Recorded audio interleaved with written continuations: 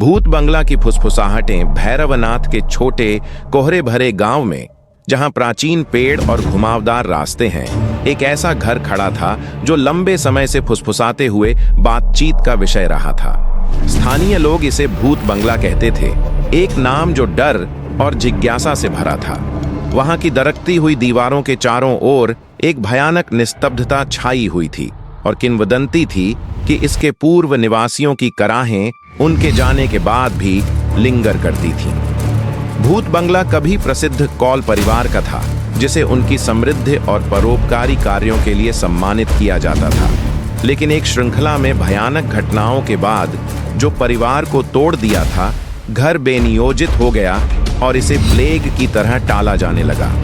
सालों में अजीब घटनाओं की कहानियां, अज्ञात फुसफुसाहटें, धुंधली आकृतियों की झलकें और इनएक्सप्लिकेबल ठंडी हवाएं ने इसके भयानक नाम को बढ़ाते हुए स्थिति को बिगाड़ दिया। हालांकि अधिकांश गांव वाले उस स्थान से दूर रहे। कुछ जिज्ञासु थे और उनमें से एक था अर्जुन, एक युवा महत्वाकांक्षी लेखक जो काफी वर्षों बाद हलचल भरे शहर से भैरवनाथ लौट आया था। ग्रामीणों की चेतावनियों को नकारते हुए अर्जुन भूत बंगला की ओर खींचा गया, यह मानकर कि इसमें एक महान कहानी की चाबी है। जैसे ही सांझ गांव पर छाई, उसने घर की ओर अपना रास्ता बनाया। चांद नीची लटकी हुई थी, ट्विस्टेड ब्रांचेस पर एक अद्भुत रोशनी डालते हुए जो संपत्ति को घेरती थी। हवा में तनाव की मात्रा थी और एक ठंडी ब्रीज रात में चुराई गई, उसके पैरों के नीचे सूखे पत्तों को खिसकाते हुए। वह प्रवेश द्वार पर रुका, एक भारी लकड़ी का दरवाजा जो अब समय के साथ विकृत और चटक गया था, और एक पल के लिए संकोच किया। घर की कहानियां उसकी आंखों के सामने बाढ़ की तरह आईं। पारिवारिक सदस्यों की रहस्यमय मौतें, पागलपन की कहानियां और फुसफुसाहटें जो दीवारों में गूंजती प्रतीत होती थीं। उन्होंने खुद को मजबूत किया और दरवाजा खोल दिया। अंदर हवा बासी थी, जिसमें फफूंद और सड़न की गंध भरी हुई थी। टूटे हुए खिड़कियों से चांदनी के प्रकाश में धूल के कण नृत्य कर रहे थे, जो एक समय की जीवंतता के अवशेषों को रोशन कर रहे थे। अर्जुन का दिल धड़कने लगा, क्योंकि उसकी भावनाएं डर के साथ मिल गईं। अनजान का डर, लेकिन खोज की उत्सुकता भी। उसका मन पहले से ही एक कथा बुन रहा था, जिसमें घर एक महत्वपूर्ण भूमिका अदा करेगा। वह कौल परिवार की दुखद मौत के पीछे का सच उजागर करेगा और शायद एक ऐसी कृति लिखेगा जो दूर दूर के पाठकों को तैयार करेगी। वह कमरों के माध्यम से घूमता रहा, अपने अंगुलियों से छीलते हुए वॉलपेपर और टूटी फर्नीचर के ऊपर प्रत्येक टुकड़ा उपेक्षा की कहानी बयां कर रहा था। उसके पास लाए गए लालटेन से चमकती मोमबत्तियों की रोशनी अंधेरे साए डाल रही थी, जो उसके चारों ओर की जगह को तिरछा और विकृत कर रही थी। उसी समय उसने यह सुना। शुरुआत में मुश्किल से सुनाई दे रहा, लेकिन धीरे धीरे स्पष्ट होता गया। एक फुसफुसाहट, सुस्त और चिढ़ाने वाली, उसकी चेतना के किनारे पर नृत्य करती। अर्जुन, यह प्रतीत हुआ कि वह उसे बुला रहा है, एक आवाज जैसे नाजुक कांच। वह ठिठक गया। उसका दिल छाती में तेजी से धड़क रहा था, कमरे में स्रोत की खोज करते हुए। लेकिन वहां कोई नहीं था, बस घर की गूंज जो उसकी त्वचा के नीचे क्रीपिंग कर रही थी। उसने अपना सिर हिलाया, इसे अपनी कल्पना का एक अंश मानकर खारिज कर दिया।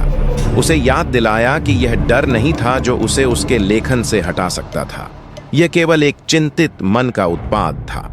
वह एक कमरे में लौट आया, जो एक प्रकार की पुस्तकालय प्रतीत हो रही थी, जिसमें धूल से भरे ग्रंथ रखे हुए थे। अर्जुन ने धीरे धीरे एक पुस्तक निकाली, जिसका कवर रहस्यमय प्रतीकों से सजा हुआ था। जब उसने इसे खोला, तो उसके बगल से ठंडी हवा का एक झोंका गुजरा और फुसफुसाहटें तीव्र हो गईं, जैसे उसे एक आलिंगन में लपेट लिया हो। हमारे साथ रहो, वे उच्चारित कर रहे थे, आवाजों की एक कोमल सिम्फनी जो उसे घर के साइयों में गहरे खींच रही थी। अपने मन में बज रहे चेतावनी घंटियों की अनदेखी करते हुए उसने पढ़ना शुरू किया। पुस्तक भूत प्रेत, पूर्णिमा की रात किए गए अनुष्ठानों की कहानियों और जीवन और मृत्यु के बीच की सीमाओं का विस्तृत विवरण भरा हुआ था। घंटों बीत गए क्योंकि वह पन्नों में खो गया था।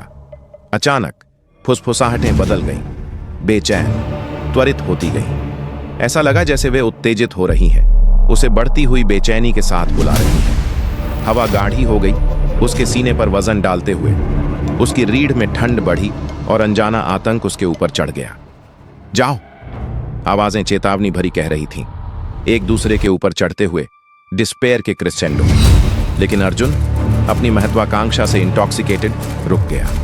रात गहरी हो गई और इसके साथ अंधेरा उसके चारों ओर स्याही की तरह फैल गया। मोमबत्तियां टिमटिमाई और तापमान और भी गिर गया। कमरे के कोनों में साए इकट्ठा होने लगे, अस्पष्ट आकृतियां बनाते हुए जो देखने नहीं आ रहे थे उसे निगाहों से देख रही थी। उसे महसूस हुआ जैसे खुद घर जिंदा था, उसके प्रवेश के प्रति प्रतिक्रिया कर रहा था। कदमों की आवाजें गलियारों में गूंजती रहीं, भूतियां और बिना शरीर की अर्जुन का ध्यान खींचती रहीं। उसने आवाज का पीछा किया, एक ऐसी शक्ति द्वारा प्रेरित जो न तो वह समझ सका और न ही प्रतिरोध कर पाता था। फुसफुसाहटें अब एक जलसंभर कॉल में बदल गईं। उसे डर से भरे संकरे रास्तों में मार्गदर्शन देती गईं। हमें मदद करो, वे गा रही थीं, उसकी चारों ओर लपेटते हुए। खाली पड़े कमरों में वह कॉल परिवार की वस्तुओं के अवशेषों पर स्टंबल्ड कर गया। एक बच्चे का टूटा हुआ खिलौना, एक महिला का शाही दर्पण और एक जंग लगा लॉकेट जिसमें एक फीकी पहचानी हुई तस्वीर थी। हर एक वस्तु में गहन उदासी छिपी हुई थी जो उसके दिल को मरोड़ रही थी। उसने महसूस किया कि जैसे उनकी उदासी का वजन उस पर आ रहा था। हमें ढूंढो, वे फुसफुसाईं, उनके विलाप में एक प्रार्थना बुनते हुए। तभी अर्जुन के भीतर एक गुस्सा बढ़ने लगा, एक प्रबल संकल्प अपने ट्रैजिक पेट के पीछे के सच को उजागर करने का। वह उनके आवाज हो सकता था, उसने सोचा। वह उनकी कहानी बता सकता था और अंततः उन्हें शांति दिला सकता था। जैसे ही घड़ी 12 बजाए, वातावरण नाटकीय रूप से बदल गया। फुसफुसाहटें अब इनकोहेरेंट चीखों में बदल गईं, दीवारों पर गूंजते हुए सुने जाने की मांग कर रही थीं। साए डरावनी आकृतियों में बदल गए, उनके चेहरे पीड़ा में ट्विस्टेड थे, उनके फैलाए हुए हाथ उसकी ओर शन आ रहे थे। हमारी मदद करो, हमें मुक्त करो, वे एक साथ चिल्ला रहे थे। उनकी आवाजें एक अराजक ध्वनि के हिंडोले में घूम रही थीं। अर्जुन को घबराहट हुई, जैसे वह पीछे हटने लगा। उसे एहसास हुआ कि वह केवल उनकी पीड़ा का गवाह नहीं था, वह उनके दुख में फंसा हुआ था। घर एक जेल था, कॉल परिवार की आत्माओं को कैद में रखे हुए जो आगे नहीं बढ़ पा रही थीं। फुसफुसाहटें केवल अतीत की गूंज नहीं थीं, वे जीती झपकी आवाजें थीं, प्रतिशोध और न्याय की। भागने की कोशिश में उसने अपने कदम पीछे मुड़ाए, लेकिन घर बदल गया था। गलियारे मुड़ने लगे, कमरे भूल भुलैया में बदल गए। हर दरवाजा जो उसने कोशिश की वह बंद था।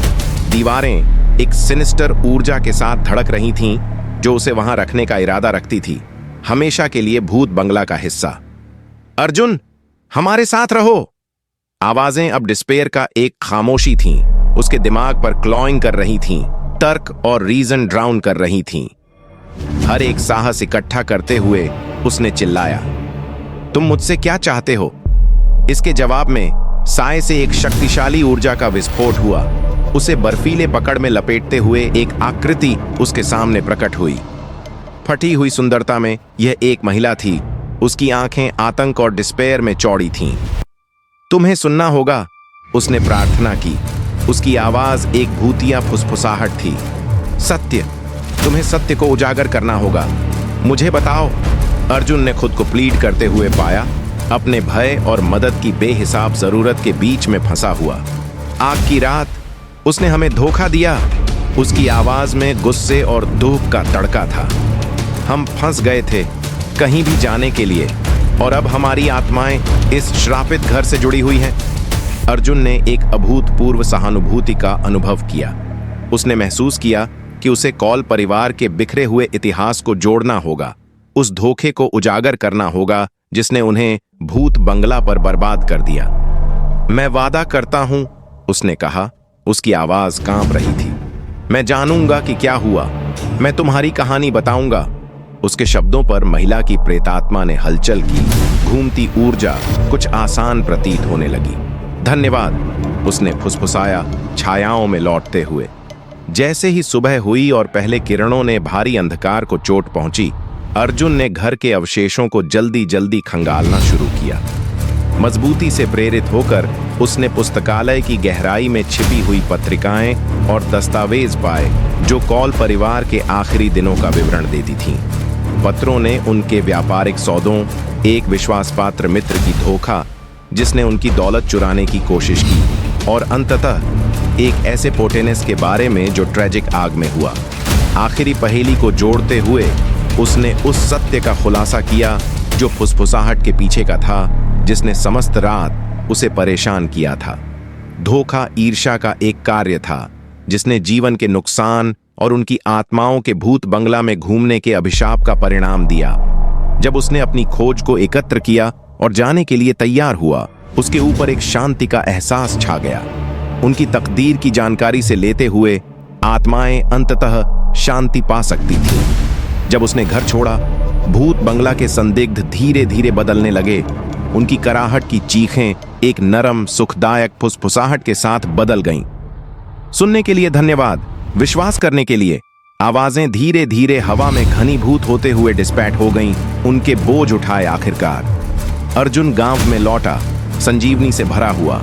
वह कौल परिवार की कहानी लिखेगा, प्रेम की, धोखे की और अंततः कब्र के पार न्याय की खोज की कहानी। भूत बंगला की फुसफुसाहट ने उसे परेशान किया, लेकिन उनमें उसने केवल डर नहीं पाया, बल्कि एक सशक्त आवाहन, बिना आवाज वाले लोगों को आवाज देने का एक मौका। जैसे ही वह गांव के माध्यम से गुजरा, पेड़ हिलने लगे, जैसे स्वीकृति में नोट कर रहे हों। यह हवा हल्की लग रही थी।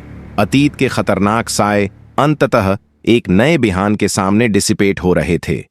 और अर्जुन के लिए एक बार छोड़ दिया गया भूत बंगला सिर्फ एक दर्दनाक घर नहीं बन गया, यह कहानियों का एक पोत बन गया जो बताई जानी थी। यह याद दिलाता है कि सबसे अंधेरे स्थानों में भी आशा की झिलमिलाती रोशनी हो सकती है। यह अनुवाद मूल पाठ की भावना और विवरण को बनाए रखते हुए किया गया है। अगर आपको किसी विशेष भाग का निरूपण या अद्यतन चाहिए तो बताएं।